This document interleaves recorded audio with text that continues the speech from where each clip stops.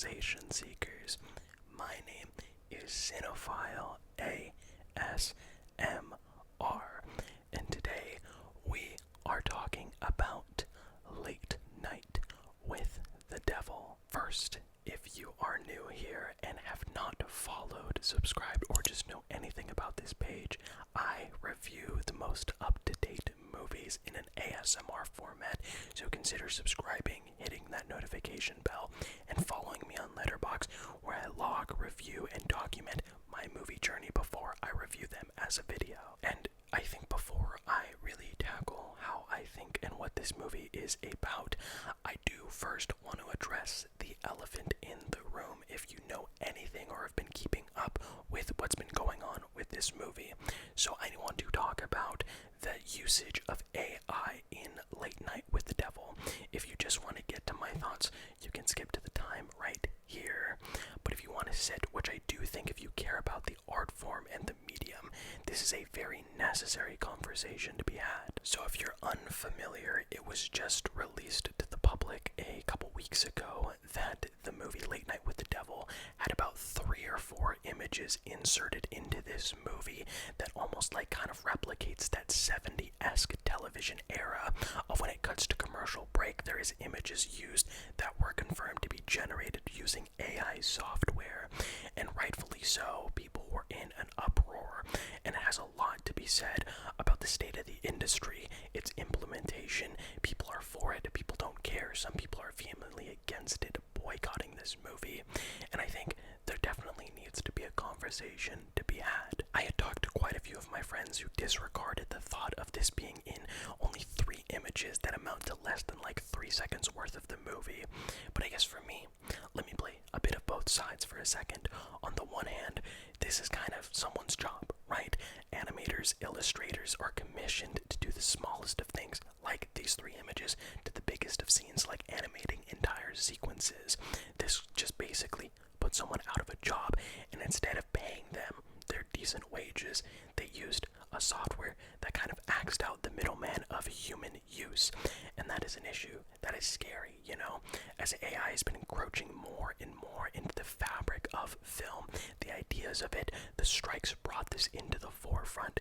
People are afraid of this exact thing happening. And I think what I would also like to add is, where does the buck stop, or the line that is drawn? This was 3 images, but if we kind of throw this by the wayside as a collective, there's going to be 4, 5, 10, 20 that are going to be minutes, not just seconds, and entire scenes, rather than just images. And it is a scary precedent to be set with an industry where people are wanting to cut corners and weed out paying people what they deserve. And I'm not going to lie, the sort of hate and the negativity that has been leveled in troves for this movie is kind of outstanding, considering I did not see to this level of online discourse generated when Marvel did the same thing with an entire opening title sequence in Secret Invasion.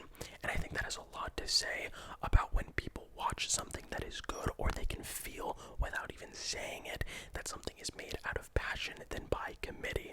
Where a movie like this, and I've heard people say because it's an indie film, they're surprised more than a multi-billion-dollar company. I'm not. I think independent filmmakers have to do more of the work than people as a committee. There's less manpower, more time that is needed for individual people, and I'm not excusing this. I think AI should not exist. I don't think it should exist in the way that generative AI is used, that takes existing people's art and turns it into whatever prompt someone makes of it. But AI has been used in the industry for years. Spider-Verse did it, Dune did it, but as means of implementing the humanity behind the artists behind it, instead of cutting out an entire job. So I understand if you choose to boycott this movie because of it. I don't think that's 100% fair. I understand that there needs to be a conversation to be had, and I'm not going to talk about this movie if I truly didn't feel that was the case. But if you feel that within your hearts of heart, I do think this is a movie worth checking out. I just felt that was a conversation that needed to be addressed. But Late Night with the Devil follows the late night show with Jack Delroy, played by David Dastmalchian, who has been doing the talk show for years, but he's realizing that he wants to be the leading top dog of late night television, yet he cannot seem to get there time and time again. But in a documentary style, you watch the episode that changed everything, not just for Jack Delroy, but basically that entire show in itself. They are filming a Halloween special, and he gets the opportunity to interview someone that is proclaiming to have the devil within them. And so you watch just how far things are gone awry, and what exactly unfolds is something you need to see. This is a movie that, again, I am going to call the social media bang. Horror movies, I think, are a genre that breathes in the internet, primarily TikTok. I would say the same thing for Terrifier 2 and Skinamarink. All three of these movies I have not seen a single trailer for, but the social media presence fueled a flame that fanned across the internet for me, and I knew I had to see this movie. And I think coming out of this film, you sit back and you have to admit to yourself that horror is in a place that is indicative of the projects like these, which are being made entirely creatively unique in a way that I have never seen a movie done like this before. This same movie made by a small central group of people that have a vision and they execute it in their low budget means, but to the fullest in a way that makes this movie feel so much more expensive than it actually was. And for me, you have to understand, my two big soft spots for movies are films that take place over the course of like 24 hours, or those bottled films that are centralized in one location and outside of this introduction that utilizes newspaper clippings or tabloids to really explain the context behind who Jack Delroy is. You follow for an hour and a half inside of this studio that is recording this episode. And it isn't just the location that commits to that atmosphere of the 70s late night. The costuming, the camera work, the sound design, the audio has that crispy like texture and chunky sound to it, like you're watching something from the 70s. The camera flows in a way that cuts back and forth in the way you would see a David Letterman, a Jimmy Fallon, a Jimmy Kimmel. And I think that is the easiest way, for me at least, to say that my heart was absolutely pounding. I didn't realize how clammy my hands were until I had to stop myself from almost having a panic attack, because this movie plays things so true to what it's trying to do, where you're having this talk show host who you can tell is trying to boost these ratings at any means possible, but these interviews feel real. He's interviewing skeptics, magicians. There's all these different walks of life that feel emblematic of the time, but also a gateway to disarm you for when things start to happen. It is terrifying. And Late Night with the Devil juggles so many things. On one hand, it is an homage and a love letter to the 70s aesthetic, the news, the pop culture, and on the other hand, it is a horror movie. And when you juggle both of those on a technical level, you are like in marveled awe.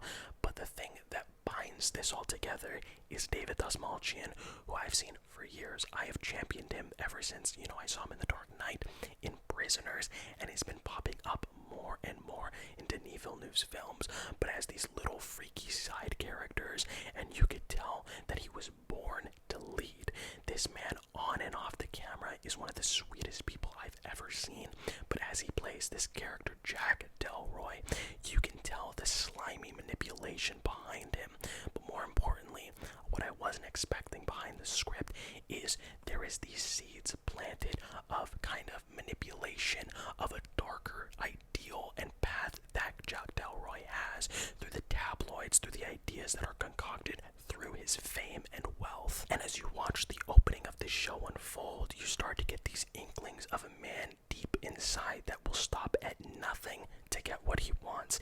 And as the tragedies and atrocities and the horrors unfold on this episode, on this taping, the views are skyrocketing, and that slowly goes to his head, but that in turn makes the things that he will do and won't do that much more important.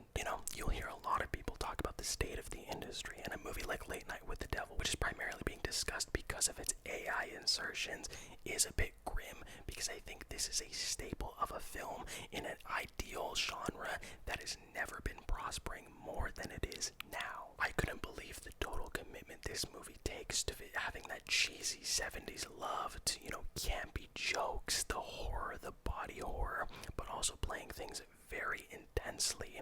And I think it's the kind of movie that if you aren't locked in or on board, that final act could very much lose you, similarly to a very other recent pseudo-horror thriller, Love Love Lies Bleeding, where it takes that more cerebral approach to things that by the end it goes full throttle. Same thing with this movie, and I think the thing I appreciated about it is to see how far people will go, most specifically the host Jack Delroy, for the passions and pursuit that we convince ourselves is the only things we have, and David Dastmalchian conveys that through the looks, through the glances, through him trying to play face for an audience. It is a multi-layered performance through a multi-layered script and an execution that I was enamored by. I do think that the movie does kind of show more than tell, as you are kind of told through the visuals, whether it isn't the true use of sound, but showing you what is happening. I do wish it kind of just revealed it through the beautiful sound design it sets up more than it does show towards that latter end. But I loved the movie. I loved the experience. And as I was saying, through the implementation of using that AI in 3 of those images, my honest to God hope is that in years from now, we look back on Late Night with the Devil as that one slight misstep of using AI that wasn't done after the fact, and people are able to now appreciate the film for what it is. Because I gotta admit, I was completely in shock that it used it, but seeing how long and how much of it was done prior to the strikes and that big conversation of AI being used, again, I'm not gonna excuse it. These are adults that do know better, but this is also written and directed by the people who edited this film, and so much of Late Night with the Devil is fundamentally built off of the edit, what is used to really convey that aesthetic, time period, and a story that is supposed to engross you in so many different ways, let alone on a budget like an indie horror film like this. I loved every second of this. It gets weird, it gets scary. There was moments that my hands were sweaty, my heart was pounding, and it is led by a performance so far I have not seen in 2024. I hope, if anything, from what people learn about using AI in their filmmaking, to also knowing that David Dastmalchian kicks absolute ass. I love this film so much. It is a movie that feels so wholly original. It does take the missteps using AI, but that should not be the majority of the conversation for a movie as well made as this, because with all that being said, I'm gonna give Late Night with the Devil an A. I loved it so much. It is such a well-made and crafted film that I think really does make me feel one of the best experiences of watching a movie is knowing that you are in the hands of people who have never felt more passionate about making something than they are doing this. They knew what they were doing from beginning to end. It commits, then commits to the commitment. Let me know of what you thought about Late Night with the Devil. Comment below what you thought about the film, the whole conversation around its implementation of AI, the performance. Did you like it? Did you not? I think this year is going to be so fascinating for indie horror. When I saw this at the theater, there was like 4 or 5 trailers for movies to come out, all in that umbrella of horror, and I cannot wait. This is going to be the year for horror like no other. Let me know down below. Don't forget to like, comment, subscribe, and put on that notification bell. But above all else, remember,